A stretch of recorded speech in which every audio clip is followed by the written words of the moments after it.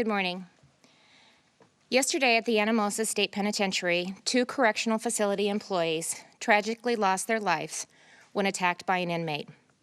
I want to ask all Iowans to join me in lifting up their grieving families, friends, and colleagues in prayer. It's hard to understand such a senseless loss, but it's my hope that the prayers of our state may offer some sense of peace and comfort during this difficult time. I also want to recognize the leadership and the staff at the Anamosa facility and the Department of Corrections. This is an extremely difficult situation. You've lost 2 of your own, and I want you to know that all of us stand united and ready to support you.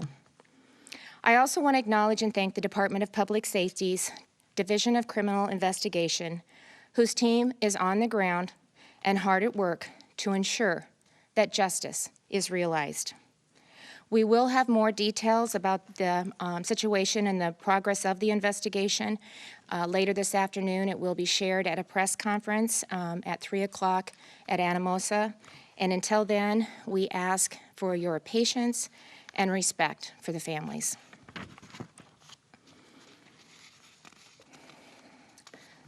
So now we'll go ahead and move into an update on the progress of Iowa's COVID-19 recovery. I'm pleased to report that more than 1.33 million vaccine doses had been administered in Iowa, 86.6%, and we're currently 5th in the nation with vaccine administration. More than 517,000 Iowans are fully vaccinated against COVID-19. 21.3% of Iowa's entire eligible population, age 18 and up, have received a single dose, and that's 6th in the nation. 35% of Iowans 18 and up have had 1 or more doses, 16th in the nation. And 82% of Iowans 65 years and older have received at least 1 dose. Last week, when the CDC began reporting administration rates for individuals 65 and up receiving at least 1 dose of vaccine, there was a noticeable difference between the CDC's numbers and the state's data. As we looked into why this was occurring, we discovered an error in a worksheet staff used for calculation. As a result, the state was reporting a higher percentage of Iowans 65 and older having received at least 1 dose. The percentage reported prior to identifying the error was at 95%. Since then, we have adjusted the calculation, which is the reason for the decrease. But because the state uses Iowa census data to calculate age-specific results, and the CDC uses population estimates, some variability will continue to exist between the reports. Despite this change, Iowa's administration results for adults age 65 and older rank in the top 10 nationwide. I'm extremely proud of what we've accomplished, and I want to thank our local public health department and the many vaccine providers across the state for making this possible. Your hard work continues to be greatly appreciated by all of us. Yesterday on the White House COVID-19 briefing for governors, we were informed that vaccine allocations would begin to pick up next week. We expect to see an increase in Iowa of about 25,000 doses compared to what we received the last 2 weeks, for a total of more than 128,000 doses of vaccine, and that will include an additional 18,000 J&J doses, which will be used for employer vaccination clinics the week of March 29th, as we had planned. The administration anticipates that we'll receive an even larger allocation of J&J vaccine the week of April 5th, and that should continue increasing during the weeks after that. With this news, I am pleased to say that we remain on target to open vaccination to all Iowans beginning Monday, April 5th. When this occurs, once again, there is going to be more demand than supply at first, just as we've experienced each time eligibility was expanded. So please be patient as our weekly allocations continue to increase, so will the number of appointments available, and soon there will be enough vaccine for everyone. You know, since the start of the pandemic, concern has been raised worldwide about the disproportionate impact of COVID-19 on racial and ethnic minority groups, as well as those who may be socially and economically disadvantaged. Now that the vaccine is available, ensuring equity in its distribution and administration is a national priority. In a report published last week, the CDC noted that in the first 2.5 months of the U.S. vaccination program, which ran mid-December through March 1st, counties with high social vulnerability had lower vaccination rates than less vulnerable areas. While estimates based on county-level data varied widely among states, disparities were observed in the majority of them. According to Iowa's current vaccine administration data on race and ethnicity, 1% of Iowans receiving vaccine are African American, and 1.6% are Hispanic or Latino. It's important to note that this information is self-reported, and up to 19% of the individuals have reported their race or ethnicity as unknown. So while it's challenging to know exactly where we stand, we know absolutely that we still have work to do to reach these communities. Based on what we know about the impact social determinants have on health literacy and healthcare access and health outcomes, targeted outreach to minority and other vulnerable communities will better ensure that all Iowans have the opportunity to be vaccinated. To do that, the state is committed to working with individuals and organizations who are trusted leaders and resources in their communities. A great example of this collaboration is between Broadlawns Medical Center in Des Moines, United Way of Central Iowa, and the Corinthians Baptist Church, who together will host a COVID-19 community vaccination clinic this weekend to serve minority populations in Polk County. Today, I am so pleased to have with us Dr. Yogi Shah, Chief Medical Officer at Broadlines, Reverend Dr. Jonathan Whitfield from Corinthians Baptist Church, and they're here to share why this type of community outreach is so important. But before we hear from them, I also want to recognize others who have been so important, have been a really important part of the team that's making this possible. And that's Elizabeth Buck, who is the president of the United Way of Central Iowa, and Wayne Ford, founder of Urban Dreams in Des Moines and former Iowa State Representative, and of course, Polk County Public Health. Together, their unique ability to connect healthcare and community services with faith communities and trusted leaders of color is what makes this type of outreach work, and it's something we hope that we can emulate and do statewide. So to hear how this started and why is Dr. Yogi Shah. Thank you, Governor. Good morning. I'm deeply honored to talk to Iowans about what and how Broadlawns has created this partnership and what Broadlawns is doing to make a positive impact in our community health, especially for minority community. Broadlawns Medical Center is Polk County's public hospital, and we make sure that the community has access to high-quality health care, which is coordinated, compassionate, and cost-effective. So as Governor mentioned, early on during COVID, we realized that the healthcare disparities, what exists in our community for a long time, will affect COVID-related cases also, and which happened.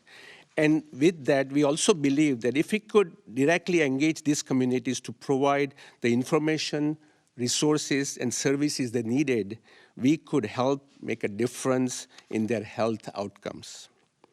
So Broadlawns President and CEO, Mr. Jody Jenner, conceptualized Healthier Together, It's a Win for All, an initiative to ensure that COVID-related material, PPE, and then when vaccines become available, would be provided appropriately to the minority community.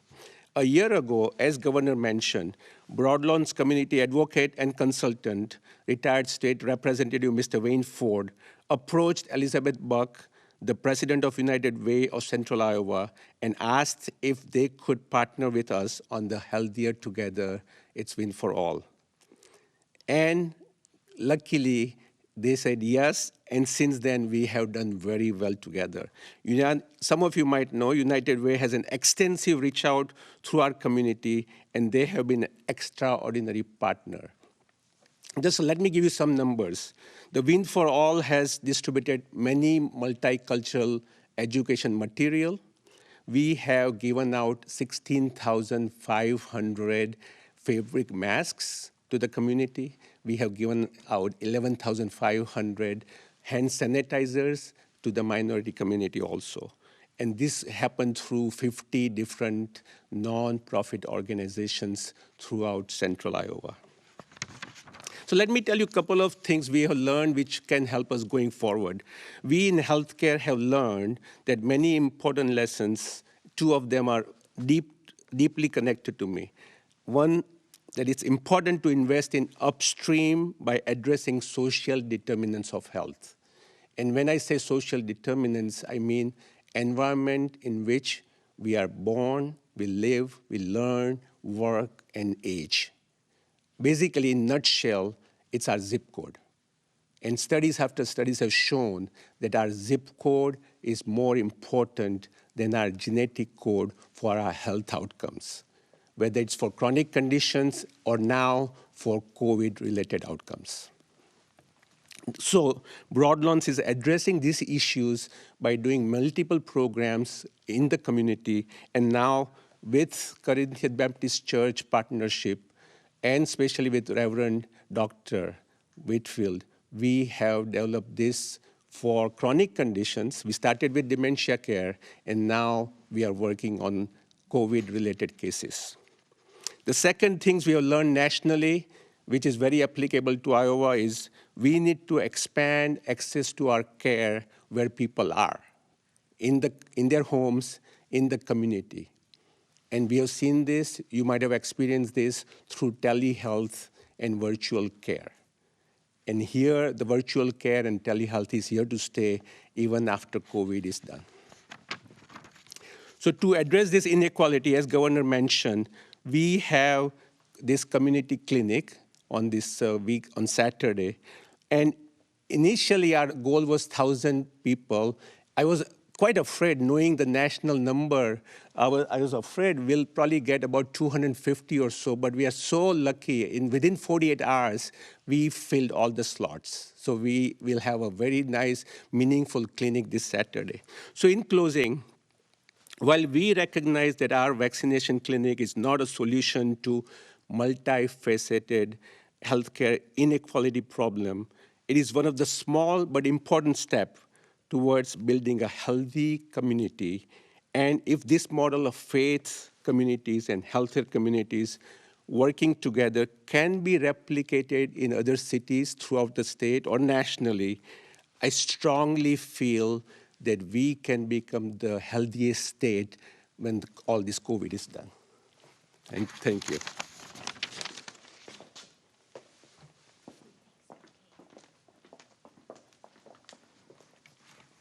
Thank you, Dr. Shaw. Broadlawn serves an important need in the greater Des Moines community, and I want to thank you and I want to thank your colleagues for your hard work and your dedication throughout the pandemic.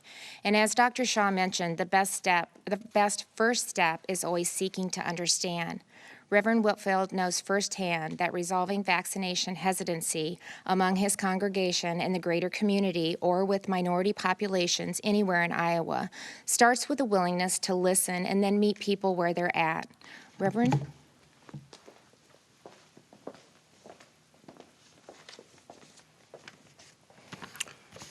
Thank you, Governor, and we're grateful to this partnership that has developed under the theme of being healthier together. Being a pastor in our community as well as other leaders within the minority communities, we were faced with hearing and listening to all of the, what you might call negative comments around the idea of vaccinations. As individuals were rehearsing thoughts in their minds, as well as feelings in their hearts concerning their conditional beliefs about the systems of healthcare within our community.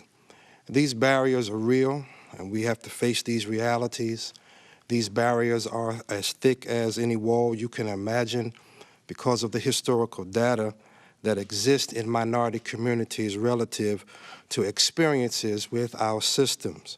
So we saw and we heard and we felt barriers of stigmatization, barriers of misinformation, barriers of misdirected information, as well as barriers of access to the health care. These barriers needed to be met, and as a church facility, as a church existing within our community, we're beginning more and more to understand the effects that the religious community can have, and the assistance in which we can give to overcome these great walls and these great barriers. Lack of this understanding will continue if we do not do anything. Lack of the connection between our represent community and our facilities, our institutional facilities of care and help will continue if we don't do anything. Specifically, we saw great barriers concerning our seniors and their thoughts, specifically around transportation, language barriers, cultural differences between patients and possible healthcare providers, as well as already mentioned this historical narrative of discriminational healthcare that has existed. So the church within minority communities has a great representational goal as well as fight to remove all of these things. And we feel that religious institutions adding in their effort will bring about some removal by offering a place of trust, offering an ear of trust, offering a heart of care and concern, as well as representing the possible response to all of these needs that are within the hearts and the minds and the realities of minorities that live in our communities. So working together with Broad Lawns and working with the United Way and the 30-plus other minority organizations of our community, we have sought to overcome these barriers. Just to give a few examples, we heard the barrier of technology, specifically with our seniors concerning getting registered for the vaccinations. And so what we offered was the opportunity to continue or to go back to the traditional paper trail. And we said to them, if you will fill out the forms, we'll make sure that we get somebody to do the data entry. This offered immediate response from our seniors that allowed them to feel comfortable about the process and getting themselves ready as well as registered for a vaccination. We offered also opportunities to move past the barriers of language as we dealt with other communities in the minority field. We made sure that we had interpreters that would come and give their assistance, as well as speaking to the hospitals to say, bring forth those representatives who will provide care that are in these different minority classifications so that they will find comfort in getting past the barriers of language as well as any barriers that may be there concerning culture. We're also working towards now, along with our collaborate, to make sure that we get good information towards our community. We know what the history says, we know the barrier that is there because of the history, and we give and embrace it with realities. But now we have advancements. Our medical profession has grown tremendously, and there's a great gap in the advancement of medicine and the advancement of information about the advancement of medicine in the minority communities. That gap needs to be filled as soon as possible, and so we're going to continue, even after this clinic, to begin to offer awareness opportunities, lectures, workshops, Q&As, so that we begin to fill the void of information, so that we can change the narrative of the history and begin to make a partnership that is collaboratively good between the citizens of the minority community and the healthcare professionals specifically. I'm grateful for this because I believe that this is what our religious institutions are all about. We are not adversarial, we are partners, we're collaborates in the health of our community. And without health, we will not get better economically, we will not get better socially. Without health, we will not continue to grow and become the better operational existence of citizens that we should be. I'll close my remarks with a little story. Being a little boy, you all may remember this. There used to be a truck that used to come to the neighborhood carrying ice cream. He would play the song, and all the children would come out running to get the ice cream. What was interesting to me, even as I thought of this illustration along these lines, is that while we were in the house, we may have wanted the ice cream, but there was barriers that kept us from going to the store. Somebody might have thought that maybe if I'd just be intentional about bringing the ice cream to the neighborhood, I'll be able to bring all of those who might want it out of their homes, and they will come to the truck and maintain a relationship of gaining some ice cream. I think that's what we're talking about here with these efforts. The 30-plus companies have joined together, the 30-plus minority organizations have joined together, being led by Broadlawns and the United Way, and we're just being intentional about bringing what is needed to our community. And as we have brought it to the community, specifically in this first effort, the community has responded. So we're grateful that the community can see the care, the concern, and the response of our collective efforts, and we plan to continue this so that we all can get healthier together and that we all can have a win. Thank you so much.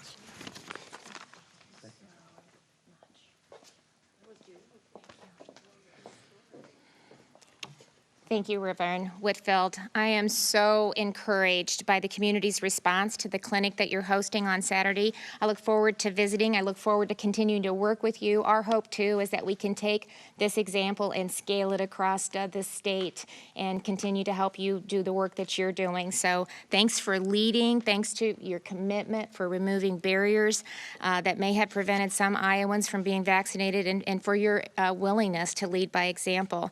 So again, I hope other faith communities across the state will follow your lead, and that you may have my word that the state will do our part to help as well. So anything that we can do to be a partner, we stand ready.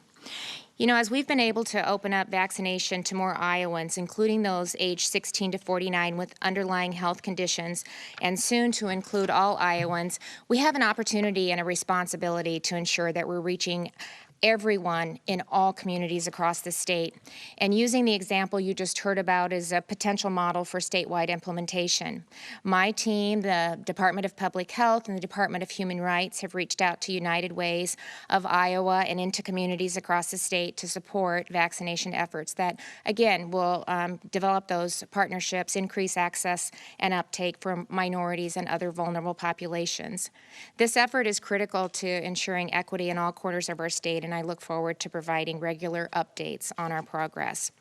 A variety of services are already available to help individuals who are experiencing barriers to getting vaccinated. We've had nearly 4,000 appointments that have been scheduled through the 211, and that was set up originally for Iowans 65 and older who had barriers to technology, didn't feel comfortable, or were having challenges in scheduling appointments. We've been able to partner with Hy-Vee pharmacies near them to get them scheduled and to get a vaccine. Call volume is decreasing, but demand remains steady, and as this population nears vaccine completion, plans are underway to extend the 211 service to other eligible Iowans in the coming weeks. And in addition to that, bring CPESN Pharmacy Network will be participating in the program as well to increase the number of locations and available appointments. 211's language translation capabilities make it a great source for assisting those who aren't native English speakers, and that's something we're considering as we determine how best to engage minority populations as well. As they mentioned, transportation is another barrier that can prevent individuals from being vaccinated, but there are also solutions there. Federal COVID relief funds are available to cover public transportation to and from vaccination sites. Some of Iowa's 35 public transit agencies are already offering this service. So anyone needing a ride, or community action agencies and other nonprofit organizations that are helping Iowans access vaccine resources, they can contact the public transit agency in their area, or a list of locations and maps for Iowa's urban and rural transit systems are available online at iowadot.gov/transit. So even though Iowa is well on its way to recovery from the pandemic, too many families continue to feel its impact through financial hardship. For those who lost income due to COVID-19 and are unable to pay their mortgage, rent, or utility bills, the possibility of losing their home to foreclosure or eviction is a harsh reality, and the long-term financial and emotional consequences can be devastating. Today, I'm pleased to announce that we'll be launching 2 programs that will provide critical assistance to COVID-19 impacted renters and homeowners. Here to share the details is Director Durham. She's Director of Iowa Economic Development Authority and the Iowa Finance Authority. Debbie? Well, good morning, and thank you, Governor. So now for all the details that I'll be sharing with you. The first program is the Iowa Rent and Utility Assistance Program will provide eligible COVID-19 impacted renters with help with rent and utility bills for up to a combined total of 12 months. The program is funded through a $195 million allocation made to IFA through the Federal Emergency Rental Assistance Program, administered by the Department of Treasury. The program was enacted by the Consolidated Appropriations Act of 2021, which was passed by Congress late last year. Rent assistance will be available through the program can include past due payments and up to 3 months of future assistance requested at a time. The utility assistance can include past due payments only. Eligible utility types, and it's quite inclusive, include electricity, natural gas, propane or fuel oil, water, sewer, and/or trash removal. All past due rent and utility assistance must be for costs incurred no earlier than March 13th of last year. To be eligible for assistance, renters and households must have a household income of no more than 80% of the area median income, which will be calculated automatically as part of the application process. Additionally, one or more individuals in the household must have either qualified for unemployment benefits or experienced a reduction in household income, incurred significant cost, or experienced other financial hardships due directly or indirectly to COVID. And finally, the household must also be able to demonstrate a risk of experiencing homelessness or housing instability, which may include a past due utility or rent notice, or even, unfortunately, an eviction notice. It is also important to note that Polk County and the City of Des Moines are administering a local emergency rental assistance program themselves. Because of this, residents of Polk County and the City of Des Moines need to apply to that program at impactcap.org. directly. Now, once funding for the local program has been exhausted, the state program will open up applications for Polk County and the City Des Moines residents at that time. Renters in need of assistance should take the following steps. Visit iowahousingrovery.com and take the eligibility pre-check for renters. Renters who meet the initial eligibility criteria will then be asked to provide their email address or phone number to be notified when the full application is available, which will happen on this coming Monday. Applicants should begin gathering the required income and eligibility documentation that will be required for the full application. Finally, renters should notify their landlord of their intent to apply. Landlords will be required to complete a portion of the application to initiate processing of the actual application. Payments will then be made directly to the landlords and the utility providers through the ACH payment portal. To ensure that we provide assistance to Iowans as rapidly as possible, we are continuing our highly successful partnerships that served Iowans so well in our first round of relief programs last year. For example, we will again be partnering with the Iowa Legal Aid to provide free legal assistance for renters who call or apply online who are at immediate risk of eviction. The Iowa Rent and Utility Assistance Program application is expected to remain open until at least September 30th of 20 and 21, unless we hear otherwise. I'm also pleased to share that Governor Reynolds has allocated funds to make sure our foreclosure prevention assistance available for homeowners, we can continue to run that program. So it will be opening at the same time on Monday. Mortgage assistance available through this program can include up to 4 months or a maximum of $3,600 per eligible household. This program will be open until the funds are exhausted, or quite frankly, until the new federal home ownership assistance program becomes available. Unfortunately, that is not available right now. The application for both programs were open Monday, March 29th, and I'm told exactly 2 o'clock. Not sure why 2, but it's at 2 o'clock at iowahousingrovery.com. We look forward to assisting renters and homeowners in need. Thank you.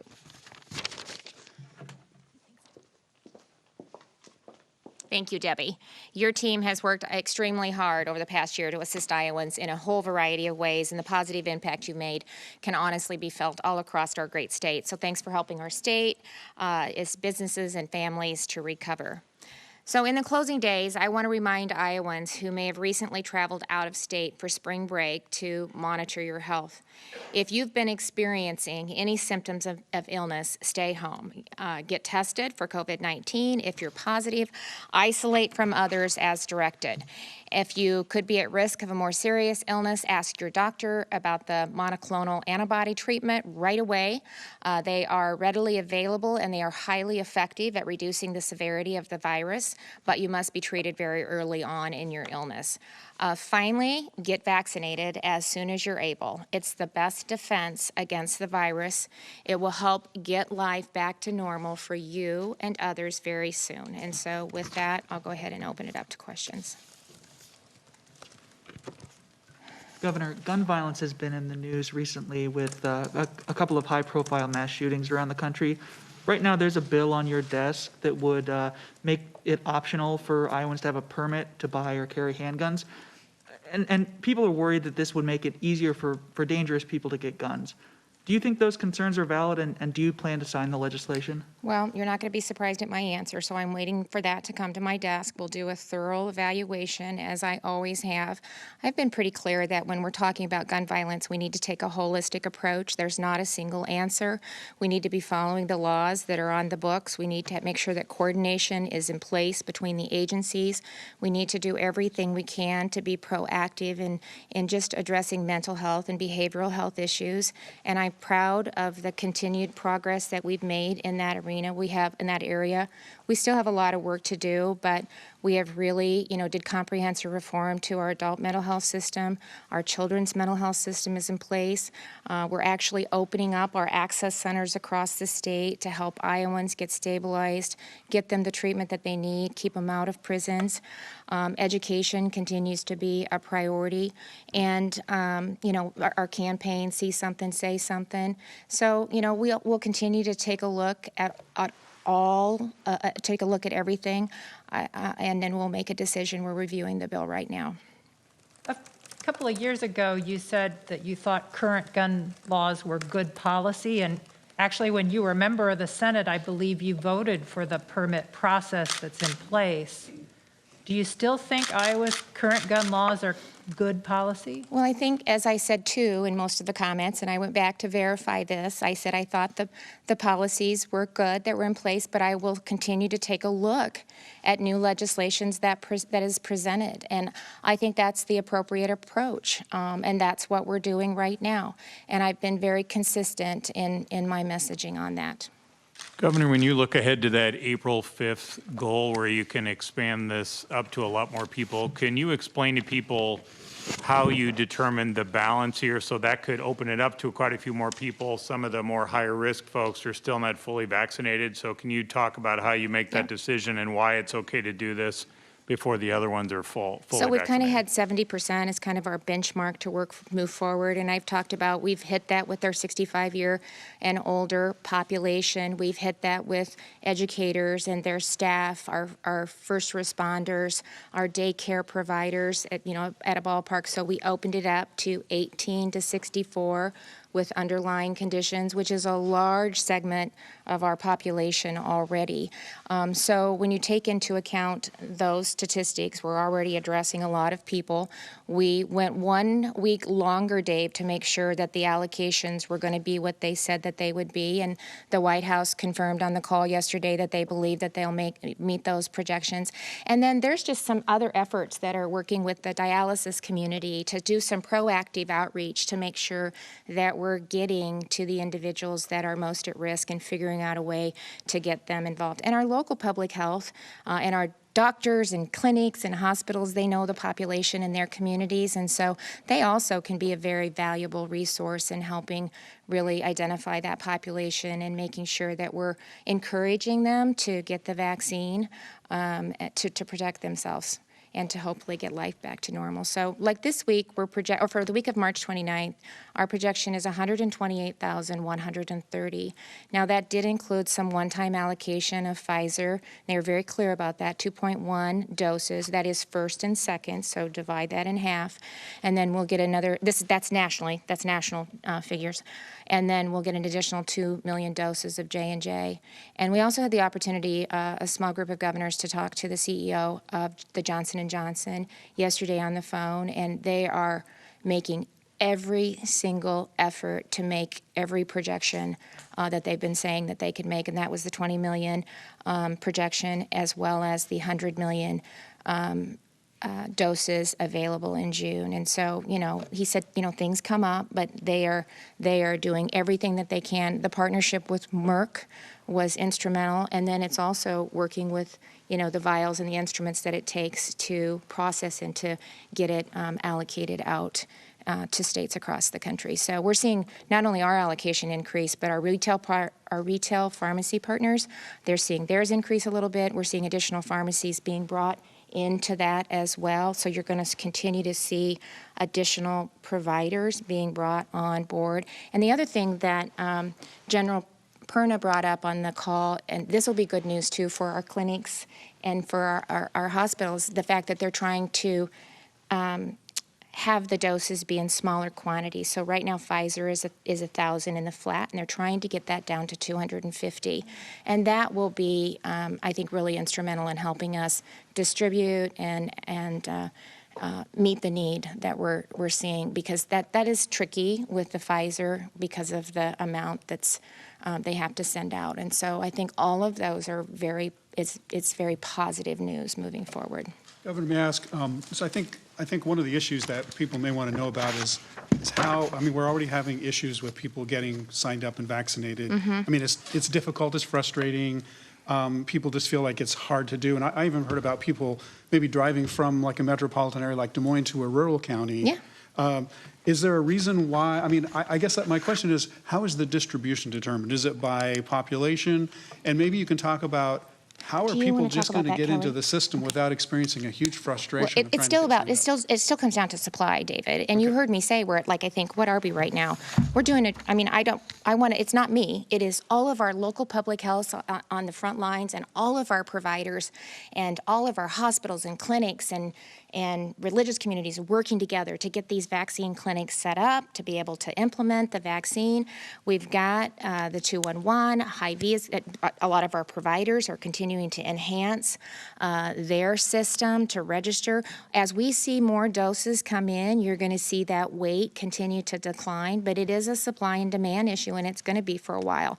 So I think I said that in my remarks. Even as we open it up to additional Iowans like we have before, the request is going to be smaller than the demand, but as those numbers continue to increase and we continue to get the allocations into the state, we're going to continue to see that timeline open up more and more Iowans be available. So it's a number of things. It's based on population. It's kind of how we did the original allocation. As we've gotten additional doses, we've tried to figure out through strategically how do we get those to the next tier. So it was manufacturing. We were focused on ag and food production, manufacturing suppliers. How do we take advantage of a single dose in J&J and get that out to get those individuals vaccinated? And once we hit that target, then we can move right into the next, and we're to the next phase, the next group, and then balancing different areas of the state. So some of our rural communities are ready to move to the next phase, and some of our larger communities aren't. And so continuing to take that excess vaccine and then figure out